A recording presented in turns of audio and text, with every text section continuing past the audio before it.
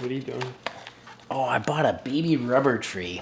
If you don't know what these look like, they have like the aerial roots that form all kinds of cool stuff. And I gotta get this guy repotted before I leave. I've never seen anyone do a video like this. Consider this your intro while I replant my little rubber tree baby here. Come on, baby rubber tree. You're so cute. Have you ever seen anybody do like all their breedings and all their pairings? Or we'll say, let's title this one, Just About all the breedings that Reach Out Reptiles is going to do. Secrets out on the table, right? Well, I'm fine throwing some secrets out. We're going to do it in this video right now. We're going to pair a whole bunch of animals right now. Rob is gone on vacation. And so the responsibility of putting the males to the females falls on me. So I'm going to run through the genetics of them. And if you guys are fun and smart, you can check out like the way that we do the 2021 breedings. You can see on our website right now. These will be at least some of them on the 2022 breedings. This is going to be a very behind the scenes-y type of a video, but I thought you guys would like it because it should be genetics intense. All right, we got a couple of lists here. I'll just show it on this and like swirl it away before they can totally see the whole thing. This is, these are our list of pairings that I need to do right now. So I'll start with this one. We'll make sure there's nothing unrepresented. Okay, this one's pretty fun. You guys know how rare Jampayas are now. Boy, I gotta get a hook. We've been trying very hard. We have our captive bred Jampayas that we produced a couple years ago. They're the only clutch in the US in a decade. We have a pair of wild-caught Jamps. The male was the sire to that clutch. Here's the female. For everyone that thinks Jampayas always get gigantic, this is our wild-caught female. She's never bred for us yet. A lot of the trick of breeding like imported... Ooh, this guy is shed all over. This is our male. A lot of the trick to getting wild-caught stuff to breed is just making them happy. And we had these guys in big cages, we've had them in small cages, we've had them all over. And I love when, you know, people love to comment, this cage is good for that snake, that cage is bad for that snake. We do the best we can to get the snakes in cages they're comfortable with. These wild-caught ones aren't the biggest fans of humans, so they seem to be the most comfortable the way that we have them there. If they wanted something more, we would give them something more. But that'll be really exciting. That female is never bred. I have half unrelated Jamps like this one. This is that guy's daughter from 2 years ago.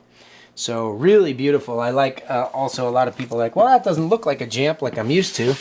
Well, you probably never messed with a wild-caught one.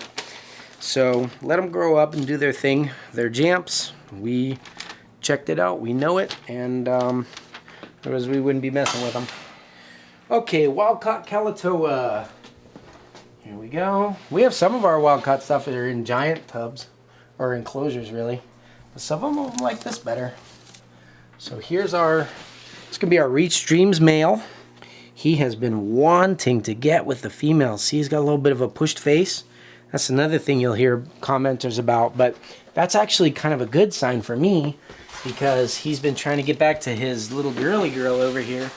And we have focused all of his efforts on this breeder female. Now she's in blue right now.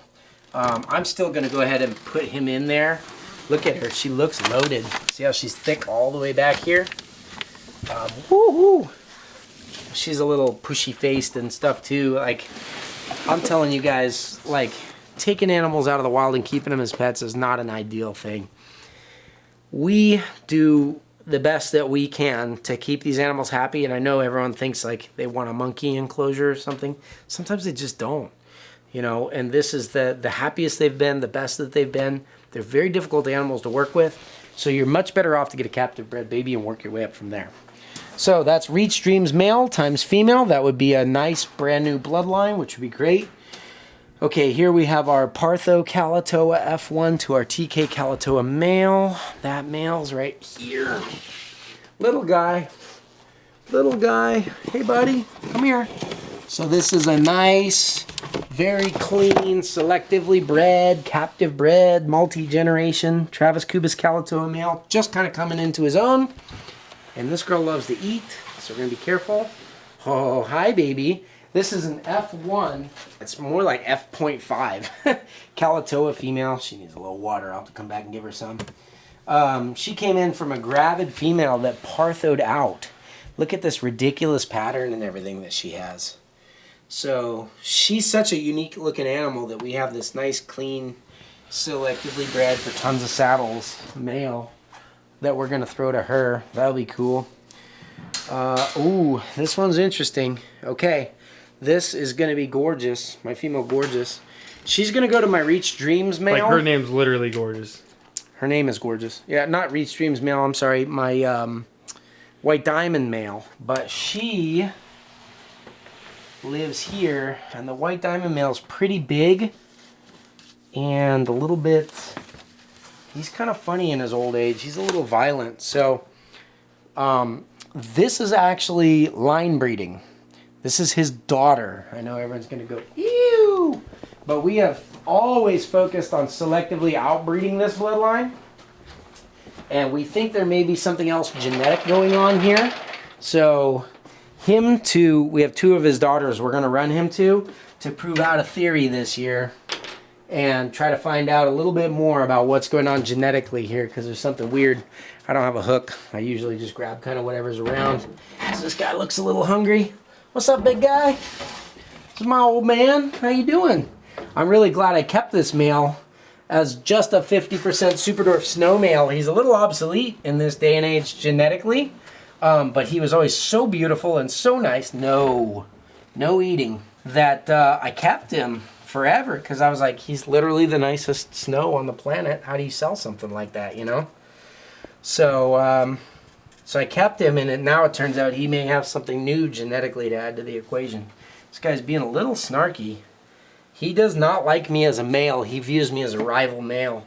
But what I want to make sure is that he's not actually in food mode. Normally you'll notice we're putting males in females cages, but just because he's a bit bigger than her, probably twice her size, I'm going to introduce her to his cage. So be a little creative with it. I just want to make sure she doesn't receive like a food bite. That would be bad. I want to take care of our girls. Sun Tiger Mochino, Super Dwarf, one of the very few legitimate Super Dwarf Mochinos, and she's a Sun Tiger. Posset Snow. She's going to be bred to our Orange Ghost Stripe Posset Annery. That is a breeding that I'm sure all of you are going to say, you're breeding what? What the crap? I want some of those. But we're probably going to keep all these because I think, hey buddy, he thinks he's going to eat too. Come here, big guy. This is our big old proven stud Super Dwarf Orange Ghost Stripe. One of the first ever made. I mean, the first ever made. Just he had a couple clutch mates. He's beautiful. Picked him out for his like kind of head annery look. He's got that very charcoaly look. And what we want to make is super orange ones and then take all the orange out. And so I also love the look of like the real dark contrast, the albino OGS stuff that I've seen some of my mainland friends producing. Hi, honey. So he gets to go to her. Look how good she's looking, you guys. You see this thickness in here? She's in shed. But I'll bet that when she sheds out, it's going to be the perfect time to breed. So we're going to put him in here a little bit early. He can do his thing. And then honestly, just by the looks of her alone, probably after her next shed, that's when we need to put it in. She's an unproven female. We'll see what happens. All right, we have an 87.5% platinum head annery that needs to be bred to a calico. Whoa, there's no snake in there. What's going on? So we have a Super Dwarf visual calico tiger. That's highly unusual in multiple ways. First of all, if it's a tiger, obviously it's captive bred. You don't see a lot of captive bred visual calicos. And then secondly, it's a male. 99% of calicos are females. So we're running our cool 50% calico, here he is, calico tiger to our high percentage female. Whoa, buddy. Hey, buddy. I know, you got a female. I know, you can bite this. Don't bite me. No, you're not eating. No biting and wrapping. Did you see that? He almost took my face. That is combative male watching out. All right, so because these guys are together, I'm actually going to go separate them while he's trying to kill that hook. I don't know if you guys noticed, there's a lot of stuff going on here that I'm not explaining, but I fed him the rubber end of the hook because I don't want to hurt his teeth. Come here, buddy. Up you go. Oh, he's bucking. He's kicking. Watch yourself, Thomas. He's trying to kill somebody. I'm going to take his female out. He's a good boy. He's a good boy. He doesn't want his female to go away. Being that these two did not get separated last week, I'm going to go ahead and give her a break. Oh, look here. Come here. Come here. Look at this. Look at this thickness from right here. From here to here. You see that increase in thickness? It looks like a food lump right here, but it's way too far down. That's the early signs of follicular development. I know that just because I know my girls and what they look like. You see this guy? He's so amped up. What's up? That guy's a boss. I know you guys are thinking, whoa, I thought you said he's a calico. He should be white. But they change a lot throughout their lives. Certainly you can tell he's unusual looking. You can come a little closer. See the brokenness? Like here's some white here. And then there's like this weird speckliness he has. Look at him. Do you guys see him arching against this cage? Super macho male. This is what you want to watch for. A lot of people think that their males being weird or whatever and stuff like that. They're not like that. They protect their females. They're good boys. They're not like out to hurt their owners or anything. That's a little bit of a misconception. However, they are smart enough that I'm a male, he's a male, I'm here to take his girl. He knows that. They have a high level of intelligence and that's not what he wants. Come here, buddy. Let's give you a little poke. There we go. Move over. So instead of pairing those, we're going to unpair those. They've had a lot of time together. If they can't get it done in that amount of time, we may not get some crazy high percentage calico bloodline platy tigers, which would be fun. 87.5 Anery to Krispy Kreme. Okay, this is a problem. I've got 3 of those Anerys. So who is the Krispy Kreme boy going to? Gotta consult my other list over here. Look at that. Organization at its finest. We got like handwritten notes, scribbles, crossed out. Actually, at Krispy Kreme, I noticed this tub was open. He's in with another girl. So, whoops, we gotta pull him. Here it is. Kimmy. Oh, Kimmy we already got. She's done. She reabsorbed when we moved. Kind of a sad part of the move. So who are we talking about here, Rob? 87.5. I think, you know, what happened was we switched him over to Lisa. Lisa, obviously, is a name of the most beautiful women on the planet. And Lisa is the name of Rob's wife. Oh, that looks good. Not the dry shed. You'll have to excuse that. It's a little bit more dry here than our other facility, and we're still trying to dial that in. But you see that big, thick, I mean, here's her tail. So coming from here all the way around, and the way she's curling kind of over on her side, that shed, I'm going to guess, is her pre-lay shed. But if it's not, it might be the pre-ovulation shed. If it is the pre-ovulation shed, I need to get that male in there right now. So as it turns out, he is in with a pure slayer female. I know you're thinking, oh, Garrett, you always say you never breed pure locality females to morph males anymore. Mostly true. But you know what? The advantage of having all those animals is that you can decide what is best for the market. And I have some friends that are working on some slayer stuff, and I don't want to create unwanted animals in the market. So what I wanted to do, I've got to look at this Krispy Kreme. Those flow together, crazy pattern. He also happens to be an Anery Sunfire to make that beautiful green. She's from a similar bloodline, and she may, that beautiful Lisa effect, could actually potentially be Krispy Kreme. So we might be able to prove out a super crispy if that goes. And boy, does she look good. Did you see that? The way she's laying and everything. We got to get that dry shed off her so she doesn't feel so crunchy, but it's a good sign. Okay, our purple Posshead Anery. This is a gorgeous, high-quality Bilbo female. She's in blue. She's also looking kind of thick, but that looks a little bit more like food, poopy thick. That's what you get. That's the highest quality, small size genetics albino female you can get. She was produced by Richard Bilbo, at least in this point in the game. So I'm going to go ahead and do an intro with her. This is our zombie snow named Olaf. Throw those together, shrink down some zombie snows, make some super mochino stuff that everybody wants. Okay, our white Jampea is going to Duran. Duran, you guys saw our wild-caught Jamp. This is his son. This is that wild-caught Jamp you saw bred to the prettiest kind of like the epitome of all gorgeous Jampayas in captivity. It was a Sean DeBoard produced animal. They used to call him pastel line, and it was an anery. So he is pure Jampaya, head anery, just starting to come into those adult Jamp colors that you know and love, except he's an F1 from Wild Caught, so that's really nice. And we have probably just the prettiest white phase albino. Oh, she's in shed too. But look, she's pretty thick back here. She's looking good. She's been eating like a machine. See how she's thick all the way down? So she's full of food, probably not producing follicles like that other girl with a big lump. Are you guys getting all this? Are you soaking up? I'm trying to help you soak up the best, breeding information. Buddy, don't put your head in front of her face. Anyway, I love this girl for her yellow head and her pink eyes. You can't see it because she's in blue. But these are going to make a whole clutch of normals. Really good looking normals that are het white and pos het anery and 75% Jamp with really good diverse genetics. So we like to strengthen bloodlines as we go.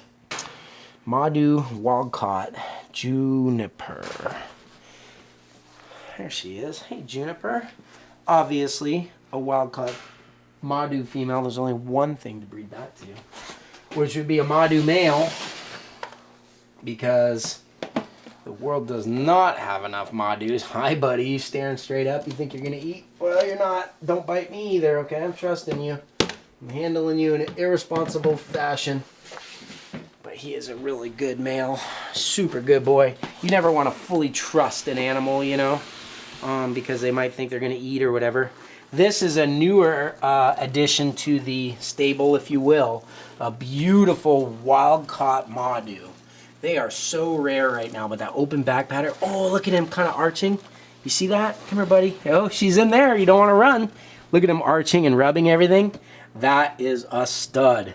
And that also tells me she's probably in a good way for breeding. So this is going to be a very good introduction. If Rob tries to brag that he produced Madus again, you guys saw it here first. It was actually me. Jezebel, the F1 Calatoa. I know exactly who that is. That's a Calatoa. Someone that was sold to us as a Calatoa. I do believe it's pure Superdorf. I know it's pure Superdorf, but this is from another breeder that claims to produce Superdorfs, or Calatoas rather. And I saw the pictures of the parents, and I have a suspicion that one parent is Coyote and one is Calatoa. So just because of that suspicion alone, I refuse to use this female to produce, to breed into our pure Calatoa lines, because they get muddied up so much. So we're just going to use her as a pure Superdorf, which, Calatoas and Coyotes are. And because of that, we're going to put her to our little Roush Racer. This is a really unique male. Rob bred at his house, before he worked for us, an orange ghost stripe, normal visual orange ghost stripe, to a lavender Sunfire Tiger. And he produced this crazy thing. It's a tiny, obviously golden child, but golden child, if you know, is an incomplete dominant mutation, and it was not in the breeding. So he literally hatched his own golden child line. So we called it the Roush Racer for funsies. And I just think that's so unique that you produce a golden child. It was only one golden child, so it was a random mutation in a clutch of other snakes.